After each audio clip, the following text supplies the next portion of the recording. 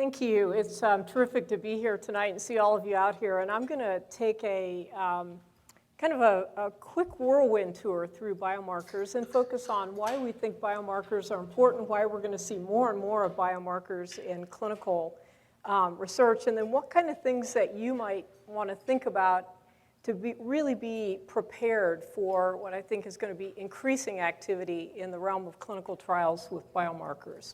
So with that, I thought I should start with kind of a fundamental question, and that is, what do we mean when we say biomarker? So this is our first audience response question now that you've had some practice with Buddy. So the question is, which of the following constitutes a biomarker? Number 1, B-type natriuretic peptide, or BNP.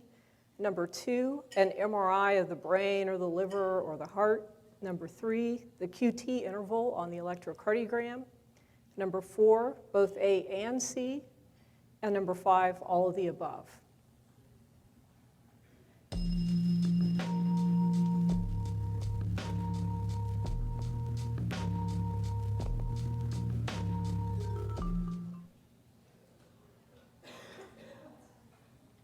Okay, so good. That's interesting, and gives us something that we'll get to talk about as we go forward. So with that, what is a biomarker? So broadly defined, biomarkers are the output of any modality that we use to characterize and classify human health and disease, or responses to various interventions, drug therapies, devices, infections, et cetera, anything that perturbs that human system. So examples of biomarkers are kind of routine blood specimens like we think of, BNP, troponin, the serum creatinine, thyroid function testing. Those are all biomarkers. They're all assays or measures of human health and disease. We also, in the context of blood and tissue-based biomarkers, we have advanced biomarker testing, and we'll talk a little bit about that as we go forward. Things like genetics and genomics and proteomics and metabolomics, the Omics technologies that you're hearing more and more about. But imaging is also a biomarker.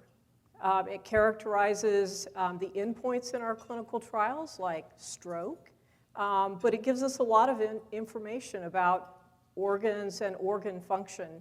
PET imaging, CT imaging, MRI imaging. So think of imaging as a biomarker as well. And then electrocardiography is simply another way that we can look at the heart and the heart's response to various drugs. So it too is a biomarker, and in particular the QT interval on the electrocardiogram. Now I'm not really going to talk a lot about imaging or electrocardiography.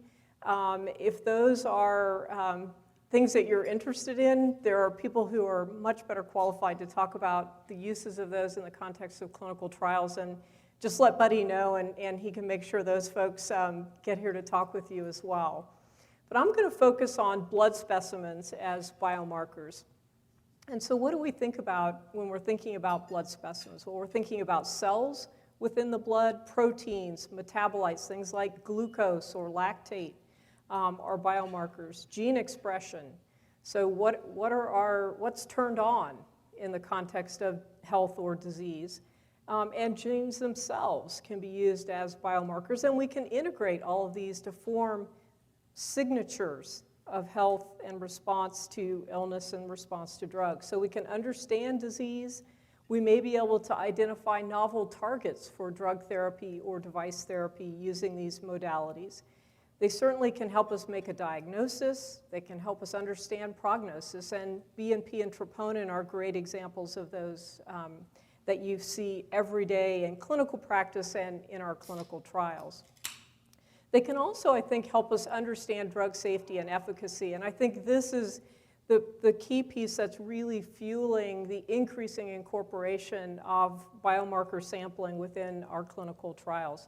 How do these profiles that we can measure help us understand how a drug works, how safe a drug is going to be, and measure efficacy as endpoints in clinical trials or characterizing response to drugs?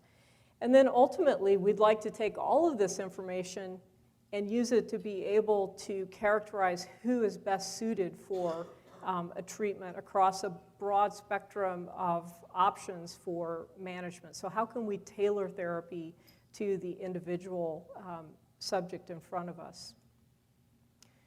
So with that, the emphasis on biomarkers. Why? Well, I think this slide really pulls together all of those concepts. One is, first of all, therapies that we have, drugs, devices, behavioral interventions. They're developed to treat all patients with the same clinical diagnosis. So a patient with heart disease, very broadly defined, a patient with diabetes, a patient with high blood pressure, in a one-size-fits-all type of strategy. So we randomize people with certain clinical characteristics in our trials. We generalize that to a population of people with the disease that we tested the drug in. But we know that a clinical trial only tells us about the average response of the population we tested. There are some patients within that group that don't respond at all. There are some patients who respond very well, and there are people who fall in the middle. And so this one-size-fits-all concept leads to this spectrum of patients, some of whom don't respond, but then we take that to an even broader population, so we're treating even larger numbers of patients across the spectrum of response. We also know that there are hundreds of thousands of people who die annually from medical errors or adverse events from therapy.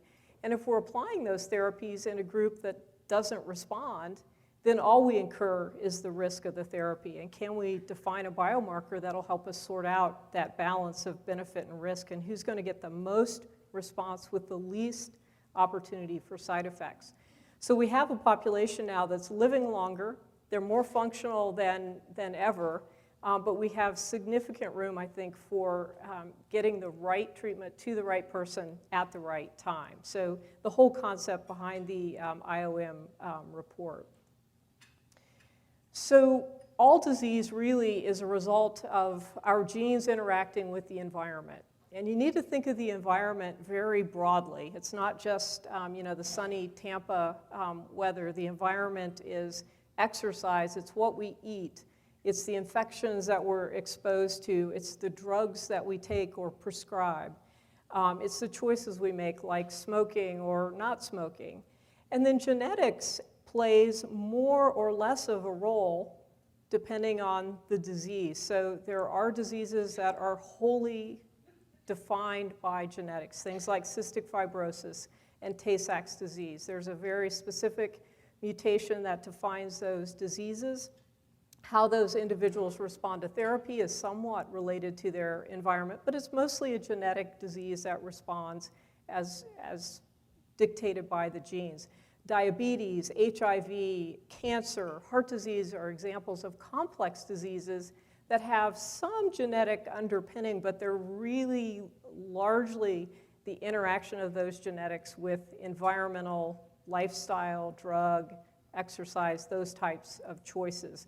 So we need to know more than just the genes, but genes are important, environment's important, and what we're getting at with biomarkers is looking at downstream from the genes. What can we measure in the blood or in a tissue that's a reflection of the genes, but also a reflection of that environmental component and that interaction?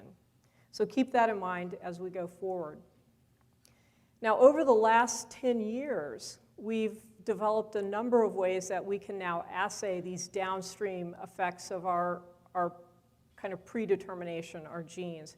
So we can look for mutations in the genes. There are around 10 million mutations. So a disease like coronary disease is probably a reflection of thousands of those individual polymorphisms working together in the context of smoking or other things that activate or inactivate that genetic component.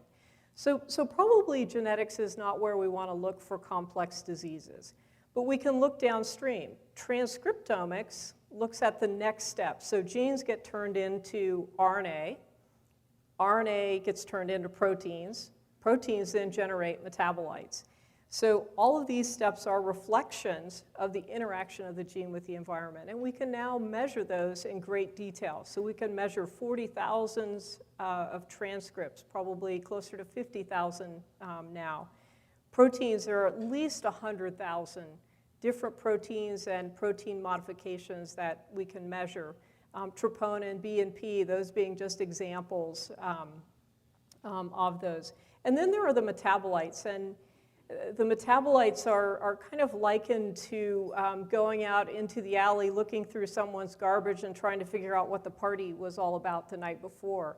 But it does kind of give you this idea of what the environment was. And it may be that these small molecules, the most distal thing in the pathway from the genes, is the thing that's actually the closest to the disease that we're seeing in front of us and how it's going to respond to therapy and potentially identifying targets for new drug development.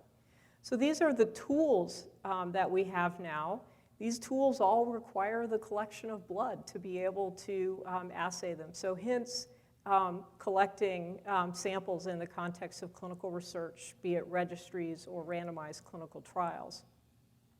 But we have some challenges when we think about that. We have, as you can see, tens of millions of things that we can potentially look at in various combinations as signatures of disease or response to therapy. So there's this unprecedented promise of discovery.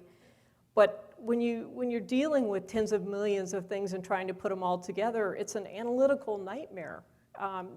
Just the bioinformatics and the statistics that we need to do that is almost incomprehensible in our current environment. So there's a lot of work going on in that area. But it does tell us that we need large databases with both well-characterized individuals clinically. So the things that we think about, age and height and weight and past history and clinical presentation, whether we're talking about thyroid disease or heart disease or cancer, we need a good clinical background, but then we also need large sample collections to be able to begin to tease this out, to have enough power, which is something I think you guys always hear at your investigator meetings when we talk about the size of a clinical trial, and it has so much power. But when we get to looking at tens of millions of things, we need very large sample sizes to have enough power to pull out what's actually clinically meaningful. And to do that, we have to work as a team. We have to have patients. We have to have clinical sites. We have to have places around the world. So it takes a large village to be able to do this kind of research. But we also have to do it in the context of rigor, just like we do for any drug development or device development clinical trial. So how do we think about combining clinical and molecular data to redefine how we manage disease? Well, we want to be able to quantify risk. We want to be able to make diagnoses earlier. We want to prevent disability by getting treatments to patients when they're going to have the largest benefit. We'd like to know who's going to have an adverse outcome, death or disability of some kind. Can we predict that? Can we predict who's going to get the best response to our therapy? And ultimately, we all want to use our healthcare resources strategically. And I think that's playing out now, very much in the public realm with the healthcare debate. There's a limited amount of resources, and how do we target treatments and therapies, devices to the right patient to get the optimum benefit for our cost. So all of this is coming together now because of the electronic age. So at least in the next 20 years, maybe a bit longer. I think we always think all these things are going to happen on a shorter timeline than they will. Everybody's going to have an electronic health record around the world, painful as it may seem, I'm sure, at many of your institutions. One of the challenges of the electronic health records right now is that it's hard to get information back out of them. It's easy to get it in. It's hard to get it back out to use for research purposes.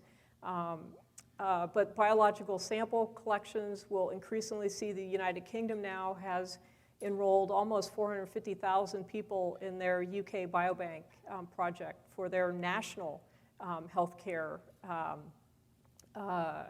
sampling program that they're linking to their electronic health records. So we're seeing this country by country, small effort by smaller effort, it's all coming together. And then this concept of having images that are also readily available, that are in digital format so they're easy to integrate with clinical records and biological records, will ultimately take us to where we can monitor the health of communities using these integrated records and in this concept of biosignatures. And then finally, that will lead ultimately to where drug development and assignment of treatment uses these integrated signatures in a rational fashion. So can biomarkers really help us? Do we have any examples? Why, from that perspective, the enthusiasm? So I'm a cardiologist, so you'll have to bear with me, and we'll go through an example from cardiology. But this is an example. If your thing is cancer research or diabetes or high blood pressure, it's all the same thing. But this is just one example. So I think everybody remembers Tim Russert from a couple years ago, who was the host of Meet the Press. And he arrested suddenly as he was preparing for one of his broadcasts. He had known coronary disease, but he was taking his medications, he was compliant, he was exercising, he'd had a stress test within the year that was normal. And when he had his autopsy after his arrest, he had a ruptured cholesterol plaque. So clearly the tools that we have, the best we could do clinically with the tests that we had, the monitoring that we had, was not good enough to predict that Tim Russert was going to drop dead on the set of his show. And so we have room. We need tests that help us understand who's at risk so that we can treat them early enough, hopefully to prevent a bad outcome. Now, when we think about cardiovascular disease, we have modifiable and not modifiable risk factors. We can't do anything about how old we are. We're going to keep getting older. It is what it is, and we're at risk for all sorts of diseases as we get older. So we can't change that, and we don't want to create a biomarker for age. Age is pretty simple to figure out. So that's the other part of this. We want to create biomarkers that are going to help us fill in the gaps in areas that we don't have obvious answers. We can't change whether we're born male or female, and unfortunately or fortunately, we can't choose who our parents are and who our siblings and aunts and uncles are. So we're kind of stuck with these things. They're important, we need to know those, and they help us create profiles of cancer risk, of heart disease risk, et cetera. Now, in heart disease, we have certain things that we can modify, and that's great, and Tim Russert was modifying all of these things. He was doing a good job on each of those, but he still had a heart attack and a sudden cardiac death. So how do we do better for him? Well, this is an interesting slide, and I just put it in here to show that all of these known risk factors, plus a few others, things like exercise and eating right and psychosocial stressors, anger, anxiety, et cetera, are all things that contribute to our risk for heart disease. They're modifiable, but even when we take all of these together, we explain about 90% of the attributable risk of heart disease. So 10% of that still could be better explained by adding biomarkers. And that's this whole concept of the risk factor conundrum, that not all patients with risk factors have a heart attack or die of heart disease. The same could be said for your favorite disease. Some patients who have heart attacks or die from heart disease don't have any known risk factors. And unfortunately, our ability to identify risks in these individuals is pretty limited. And our best tool that many of you may be familiar with is the Framingham risk score. So it's a combination of clinical biomarkers, if you will. It has a C-index, or the ability to discriminate an individual who will have an event from one who won't, of about 0.7. Now, if we flipped a coin, that would be 0.5. So it would be kind of, a useless risk score if we had that. So it's a little bit better than useless, but not terrific. There's about a 30% opportunity here, if you will, for doing better. And we can do better. Framingham taught us that we can add C-reactive protein another biomarker that you're all very familiar with. And we can add that to age and our sex and our cholesterol, good and bad, whether we smoke, whether we have high blood pressure, whether we're treated for high blood pressure, and we can come up with our 10-year risk of having heart disease. And if we add CRP to this, you can see that at every category of risk, whether it's a 1% risk, 2 to 4%, 5 to 9, or greater than 10%, adding CRP, so here being the levels of CRP from the lighter to the darker shades going from lower to higher, we can start to, within each of these risk groups, better stratify risk, particularly when we're looking at these higher risk groups. So biomarkers help us, and we already have some biomarkers that help us discriminate risk. But we're still, even with this, we have a C-index now of about 0.75. So we moved it up a little bit over the primary Framingham risk score by adding CRP, but we still have a lot of room to go. We have the GRACE risk score in acute coronary disease that can do the same thing. The interesting thing with the GRACE risk score is it adds creatinine, it adds cardiac markers to the risk score. It gets the C-index up to about 0.84. Now, this is really good. We would consider this to be an excellent C-index, but there's still about 20% gap between perfect discrimination, which we'll never get to, honestly, and pretty good discrimination. So still opportunities for more informative biomarkers. We have a bunch in heart disease at every stage of the development of coronary disease to plaque rupture. Some of these you've seen, some of them are only in research. And if we look at PubMed citations, it's gone from about 50 in 1994 to the most recent year we looked at this was in 2003 to 450, and it only continues to go up. And the question is, not only can we find new markers, but can we figure out which of these new markers in what combination is really going to help us clinically? So again, to do that requires large numbers of samples, large populations. So the impetus to add biomarkers into our clinical trials and our clinical registries.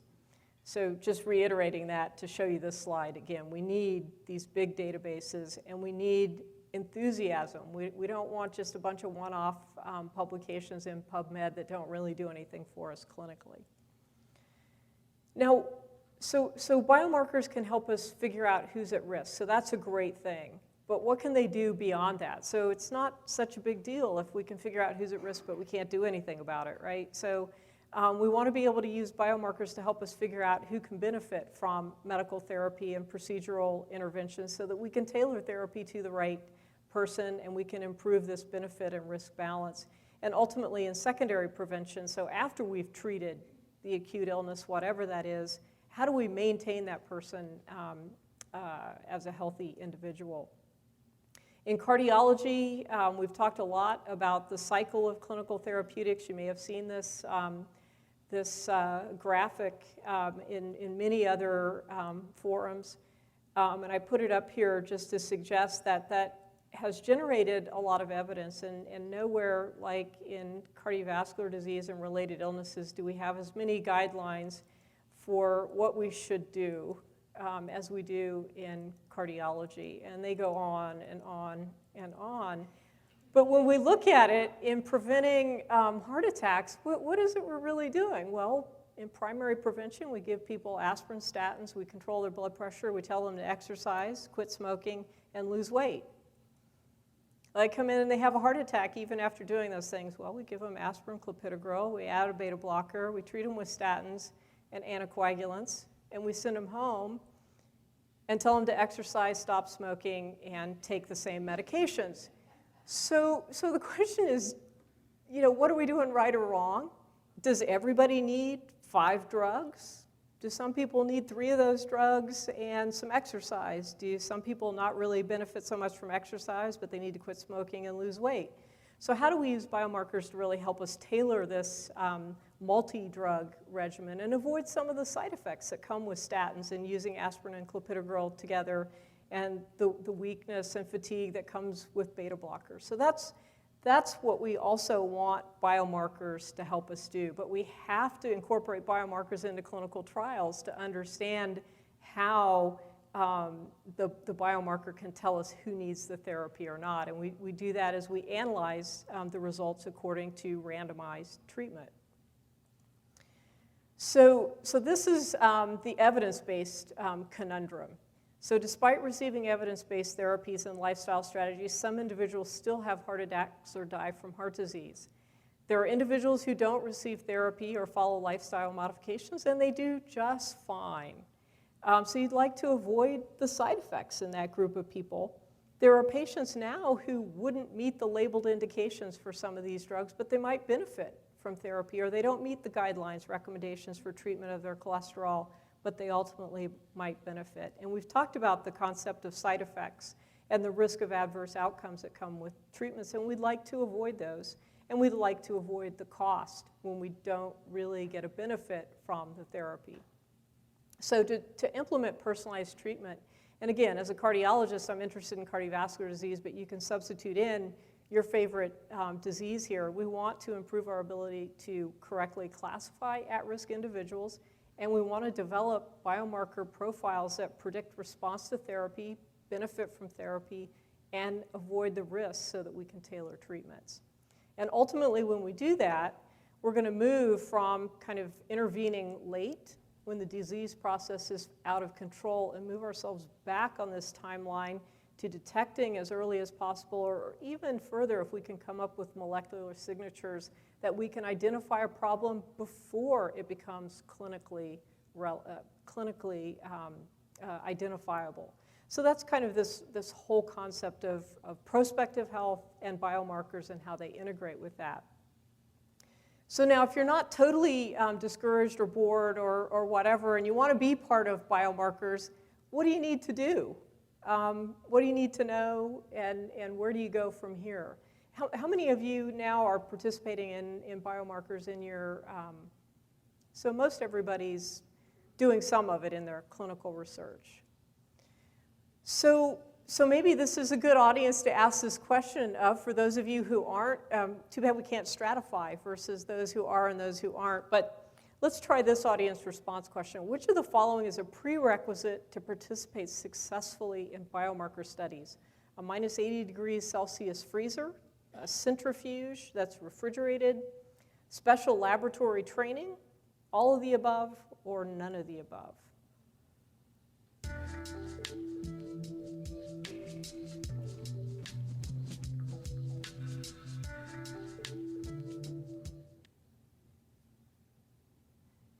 That's exactly what I was hoping we would see.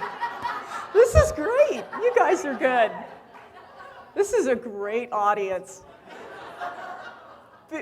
Because if you didn't say that, that's exactly what I was going to say. All of the above or none of the above. And I think you're right. So everybody's pretty much right. So let's talk a little bit about equipment and space. So, what kind of resources are we thinking about in terms of equipment? Well, a refrigerated centrifuge is important. Do you actually have to purchase one and have it in your lab? Probably not, as long as you can find somewhere, your clinical lab, your colleagues in other areas that have a refrigerated centrifuge. But by the nature of the kind of things that we're going to be doing with biomarkers, we need to be able to spin blood in a cooled environment. And the reason for that is that many of the things in plasma or in serum are volatile. They're labile under room temperature. So to preserve them and make them useful for biomarkers, we do have to spin them in a cooled environment, but you don't necessarily have to have that sitting in your own possession. A sub-zero freezer is important, but again, those are usually available somewhere within a medical center. If you're at an academic center, probably there are hundreds of labs that have their own minus 80 freezer that you could find or share resources with. If you're in a smaller hospital, it may be within your clinical lab or another storage facility that holds samples to ship out to other areas. So you need to be a little bit creative, kind of know your own hospital, know your own research setting, and look for these opportunities. They can also be provided by sponsors with some negotiation if it's an important piece of the study and you're all valuable sites. So you should negotiate, certainly for some of these things. They can also, as I said, be borrowed. They can be rented in some cases. So yes and no, all of the above, none of the above.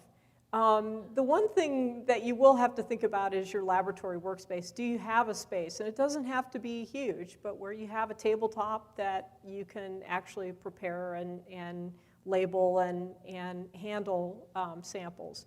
So you know, consider your own circumstances, your work and your work area in the context of the work of the protocol, the storage requirements for the protocols. Are they asking you to simply draw and ship overnight? Are they asking you to draw, process, and hold for batch shipping?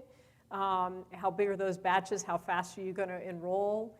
So all of those are things that need to be thought about, and they have to be individualized a bit to the study that you're doing. Again, consider your local facilities. Can your hospital laboratory help you? Do you have to draw all of your own blood, or will your hospital or clinic phlebotomy service draw that and help you get that routed to wherever it needs to go at your facility? So those are a few things to think about. So what if you decide you do want a centrifuge? Well, you can get a pretty decent, you know, one that's going to hold up centrifuge for somewhere between $5,000 and $10,000. It's a capital investment. It's going to last you several years, but you do kind of have to pay it up front. You'll probably want a maintenance contract of some kind on that. So think about that. What about a freezer? If you decide you want to get a freezer, I would say at least think about a -20, because most protocols will allow you to hold for short term in a -20. -80 really is preferable, and if you really want to go out, that's all out, that's the place to be thinking. You can get small, kind of under the counter, you know, they'll only hold a few samples though, so you want to understand what your volume's going to be, what your shipping time frame is going to be. Or you can get the big stand-up -80 that takes some space. So if you do that, you got to think you got a closet somewhere with backup power, et cetera, that you can put it in. It's more than a closet. I use that kind of loosely. And I actually made a typo here. This should be a 9, not a 5. So, you know, probably somewhere between $500 and $9,000 or so, depending on whether you go -20, small -80, big -80. And again, negotiate, think about what else is available. But these are some options if you decide that you really want to jump in and be ready to go. What about personnel availability and capabilities? Well, skills, what do you need? Well, you definitely need to be motivated, and you know, you need a staff of qualified coordinators. And if they're not trained in phlebotomy or processing blood, you need a little bit of time to train them. But this is not hard really to do. I mean, I can do it, so it's not hard to do, and have done it in our clinical trials. But you know, even I need to be shown where things are, how to turn on the centrifuge, where my card key is to get in the door. Bernadette can tell you how fun that was to train me, where the kits are kept and all of that. So just think about kind of the time and the training time. When you're thinking about your budget, as you're thinking about I'm looking at this protocol, I'm going to have to prepare some samples, how much time is it going to take? Budget yourself enough time. It takes more time than it looks like when you just read the page of instructions. And you don't want to have to rush because this does need to be done in a consistent and quality fashion. So, look over the protocol and don't underestimate the time. And then have, as much as you can, a dedicated team, a group of individuals who has been trained, who is familiar with the equipment, and who does this on multiple studies, so that you minimize or reduce the intra-individual variability in the processing. And the more you do it, it's like everything else, the easier it gets, the more facile you are with it, and the better and less onerous, I think it seems like, having this integrated into your trials. And the other thing to think about here is, are you doing a phase 1 type study, in which case you're probably in a dedicated phase 1 unit. They have much of these resources already available. Are you in the phase 2 environment, where if you're familiar with phase 2, you're doing pharmacokinetic and pharmacodynamic sampling frequently, so you're probably very familiar with this. If you're mostly used to doing big phase 3 trials, I think that's where the biggest change is going to be, and or registries, where we haven't typically always done sampling, but it's where we learn the most about treatment effect relative to biomarkers, and I think is where we're going to see the biggest increase in sample collection. So bear that in mind. If you haven't done kind of phase 2 work before, where you're familiar with sampling and processing, mostly phase 3, we're going to see that shift, I think, into the phase 3 and the registry work. So you're planning for success. You've decided that this protocol looks great. It's got biomarkers. You've not done it before, or even if you've done it before, open the kit up before you get the first patient in. Look at what's in it. Because I can tell you, the folks who prepare these kits are better or worse at making this easy at the site level. There are some kits where everything's in its own little baggie. You know exactly what goes with which, where you move the supernatant from this tube goes into that color-coded vial. It's all packaged for you. And there are others where it's a big box and a whole bunch of tubes and nothing makes sense. So open the box when you get it. Know what it looks like. Know what each tube is for, where you move a sample into the storage tube. On our part, as at the coordinating center, we'll try to do our best to make sure that the packages are smart, as opposed to making all that work happen at the site end. But it doesn't always happen that way. There are ways to plot out what needs to be done at what time points. It's sometimes some tubes need to be at time 1, some only need to be at time 2, and then you need them all again at time 3. Plot that out. Think about spreadsheets or flow charts or things that can help you organize that work. Again, do it ahead of time before you're ready to put in that first patient, and it's not always the easiest thing to figure out on the fly. And there's no way that I can tell any one of you how to do it, because it's going to be different for every trial, and it's certainly going to be different for every site, depending on how you're set up and what your capabilities are. This is an example of a kit. This is actually probably one of the better laid out kits. The purple tops come with their cryovials. You can't see this because the top's not turned down, but it has a little purple thing on the top in this cap. So the purple goes with the purple. You move the fluid from here into here after you get done spinning it. This is a urine collection. So many of you will see urine collection happening within your trials. It goes into these clear tubes, and these are grouped within the kit. You have your bags, you have your sample manifest, and all the things you need, like the vacutainer, although I'm not sure a lot of places use vacutainers anymore. But this is just an example of sort of a reasonably well put together kit, where things aren't all just lying down in the bottom of this, in the bottom of the box. But it doesn't always happen that way. I just give you the good examples for this talk. So what else do you need to think about? Well, usually there's a lab manual. Again, it's often of varying degrees of detail and help to you, but usually there are some kind of processing instructions. Keep those on hand, either available at the site of collection and or processing, probably in both places, so you can have quick reference. Internal QC and feedback to your staff and your team helps you catch errors and problems early, so you can sort those out. Take advantage of whatever central support is provided, whether that's the main coordinating center, whether it's a lab support hotline, et cetera. So, again, the onus is on kind of the coordinating teams to make sure those resources are available, but you should insist on support for sure.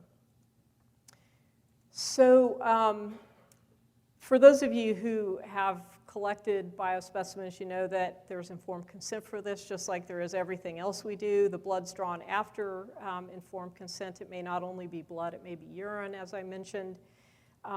It's routine phlebotomy. Virtually none of the things that we're going to be collecting are going to require special processing, because we do realize that we're integrating those into large-scale registries and trials. So this can be done by study personnel, by your hospital or your clinic phlebotomist if that's available. If you're using the hospital and clinic phlebotomist or plan to, budget for that. Just kind of hidden costs that you don't want to overlook. For most studies, we ask that the sample be processed within 30 minutes. So you want to think about time frame. What does that mean for you if you enroll a patient at 4 in the afternoon? What does that mean if you enroll a patient on a weekend? Are there multiple serial draws, et cetera? So think about those kind of things. It depends a little bit on the biospecimen, but for plasma and serum, which are the most common things, it's about 30 minutes. Urine, we actually try to process a little bit faster, within 10 minutes. So if you're doing urine and plasma and serum, you sit your serum tube out, let the blood clot, you got the plasma spinning, and you're taking care of your urine while those things are happening, and then you move. So that's what I mean by sort of thinking about what's required and plotting out how you're going to make that happen. So what are some common concerns and questions, and particularly that subjects may ask you, but that we also hear from the sites? One thing is we throw this term biorepository around. What does that mean? Patients want to know how their information is going to be kept private. And although there's nothing really special about the privacy around blood samples that's any different from the privacy around clinical information, there is this kind of specter and fear about particularly genetic testing, but biomarkers in general. There is now actually the Genetic Non-Discrimination Act, I believe is what it's called, that actually protects everyone from being discriminated against by what's in their genetic profile. So we're starting to incorporate that into informed consents, and some sites and IRBs may actually require now that be incorporated. People want to know what benefit there is, just like they do from being randomized in a clinical trial. They want to know if they'll find out their results. And they want to know what if they don't want to participate in the biomarker part of a protocol. And how you answer that question depends a little bit on what the study is and how it's set up. But let's talk about biorepositories, biobanks, and databases first. So this is our next ARS question. A biorepository is a physical place where samples are housed. Answer 1 if true, 2 if false.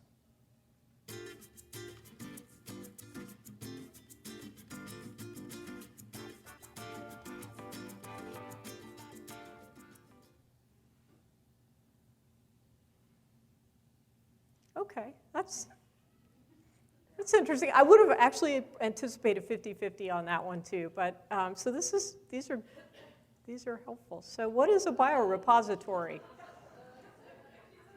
So a biorepository is simply this concept of a collection of stored samples and information. So it's a collection, and that's the way IRBs look at it.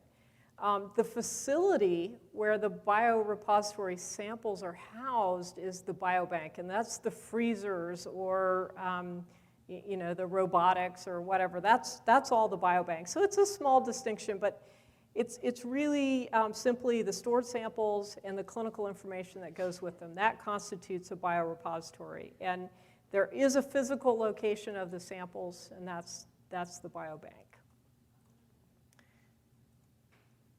So how will information be kept private? Well, like everything we do in clinical research, we don't divulge information unless it's required by law, and I think you all know that little piece of the informed consent probably by heart. It's specified there. The subject name is removed from everything. It's replaced with a barcode. All of the samples are kept, just like our clinical information, in secured networks, locked freezers, locked buildings, password protected, badge access, all of those kind of things to keep samples from, quote, falling into the wrong hands. And like with our clinical information, we only use aggregated results from the analysis of samples. We never report individual results. Are there any benefits from participating? Again, generally no direct benefits from the type of research that we're talking about on biomarkers. It may help in aiding future medical breakthroughs that could benefit anyone, including the participant, but not known at a participant level. So will the patient find out their results? In general, again, no individual results are usually given out. There are usually provisions that if something is discovered that would lead to a diagnosis for which there's a treatment for a disease which is life-threatening if the treatment is not given, there are special provisions that we can trace those back. But that would be the only situation in which individual results would be generally divulged. And so the real idea is to take the information from multiple individuals, aggregate it, and then come up with these discoveries. And that's where the real power of this kind of research is. Participation is always voluntary. Subjects can always withdraw at any point. One of the challenges with samples is what happens to those samples if a patient withdraws. And if a subject withdraws and the samples are still sitting in the biobank, those will be tracked down and they'll be destroyed. Now, a subject may say, it's fine, I don't want to give you any more information in follow-up, but you can keep my samples, do whatever you want with them, and that's fine as well. The notification needs to be in writing for samples to be destroyed, and that's pretty much what we do with clinical data as well. We seek notification in writing. I put up to a certain point samples can be destroyed because once the clinical trial is closed, the link to all of you who keeps the connection with the patient is severed, and we can't go back. And in general, we break the link between you all, the site, and what we have in the biorepository and in the clinical database. So up to that point, it can be done. After the trial closes, in general, there's no way to backtrack. So with that, kind of a whirlwind tour through why we do it and some things to think about in doing it, I'll just conclude by saying the era of genomics does promise, I think, incremental increases in our fundamental understanding of pathophysiology, of many common diseases, of how to identify patients at risk, and how to understand their response to treatment. Resulting development and integration of these novel markers into risk assessment has to be systematic. We need to do it with the same kind of rigor that we do drug development or device development. And we have to consider practical issues, practical at the level of collecting samples from patients and practical in how we're going to use these, and that we're developing tests that actually can be translated back to clinical practice.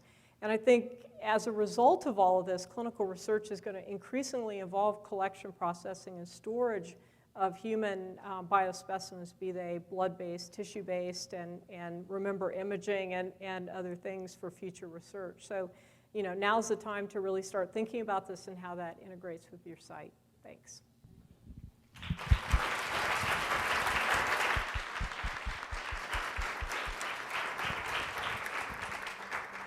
Do you want to do questions now or, okay?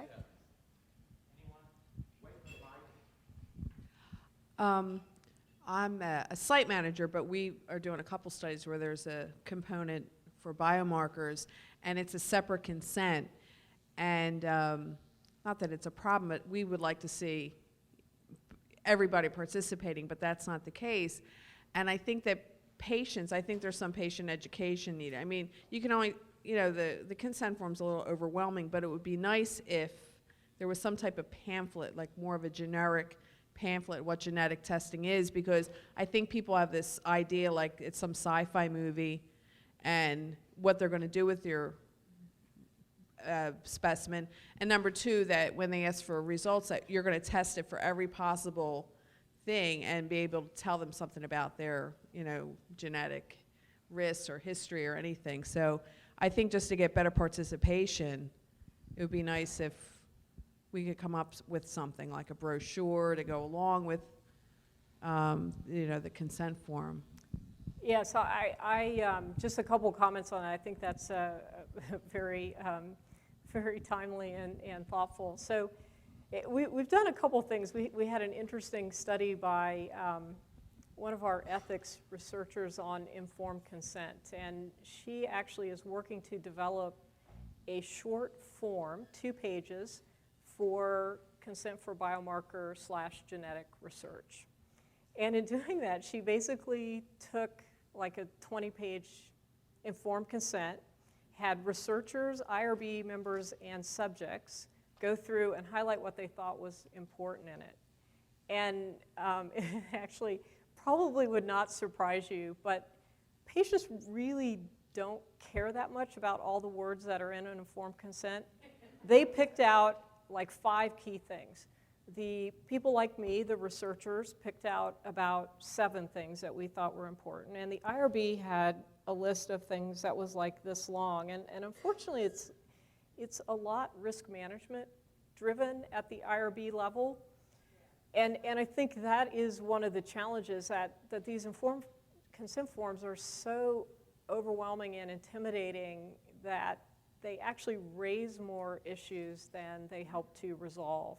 And I think your idea of having something like her short form, which is easy to read, it tells the key things, and then some ancillary material that helps describe what we mean by genetic testing or biomarkers or those kind of things, that supplements that is the way to go. And that's what the focus of her research is. So it would be great to get you connected, or anyone in this group connected with her, because I think the more that she has support and hears this from the people at the ground level, the more kind of momentum she will gather in pushing that at much higher levels than just kind of a little research study. So that might be one of the things that this group could kind of put together a focus team on. I don't know, Buddy, how you set those up, but that would be great to have.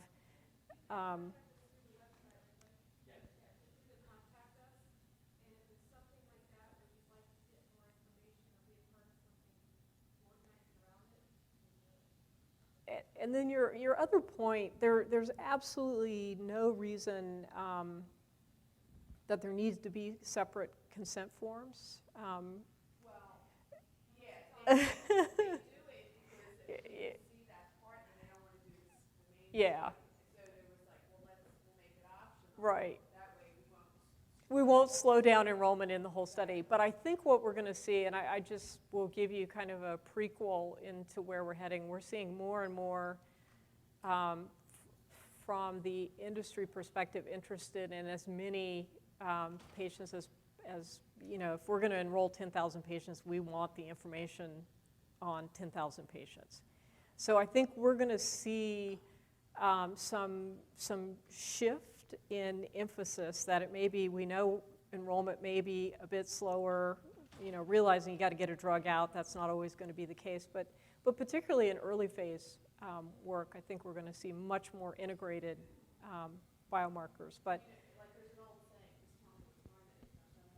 saying, exactly. Yep. Yeah, they're huge, and then they get 2 huge consent forms that are duplicative of information.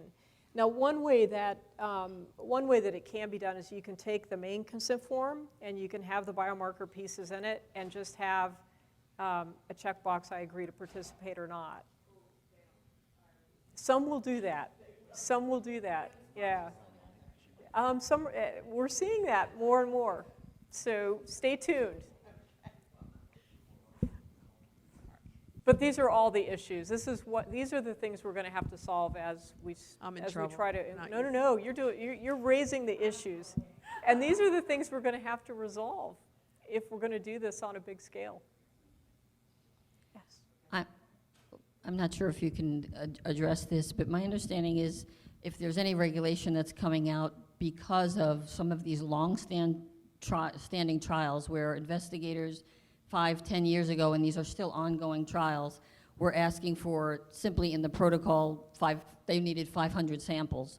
But now those protocols still being used in clinical trials because these tissue banks need to be so specific, almost as you have the eligibility criteria for a clinical trial, you now need the eligibility criteria for the actual tissue samples. For instance, you could have said, I need 500 samples of breast tissue, but now it needs to be, well, what age of women, the demographics, if it has to be breast tissue, but it was metastatic cancer, not primary cancer, and that all these protocols retrospectively now have to be more and more, like amendments have to go through. Is that true, or is that up and coming, or yeah, can I'm you address that? not sure I totally understand your question. I think,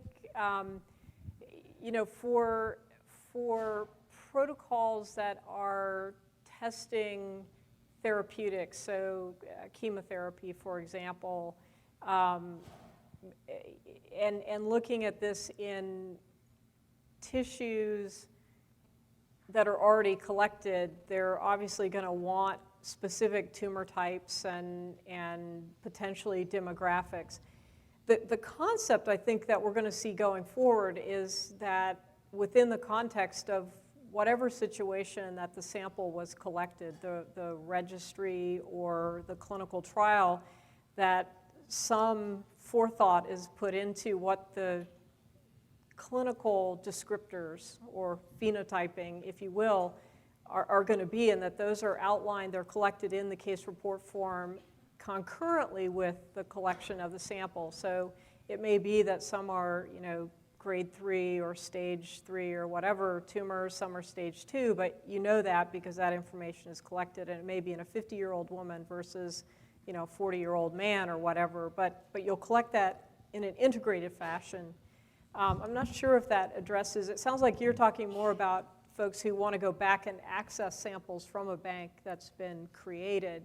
And in that setting, you kind of get what you get. And there's really not a lot of way, oftentimes, to go back and find out who that individual was who donated that tissue or that blood specimen. So that is one of the challenges of biobanking. You really have to think ahead. What do I want for 7 years down the road?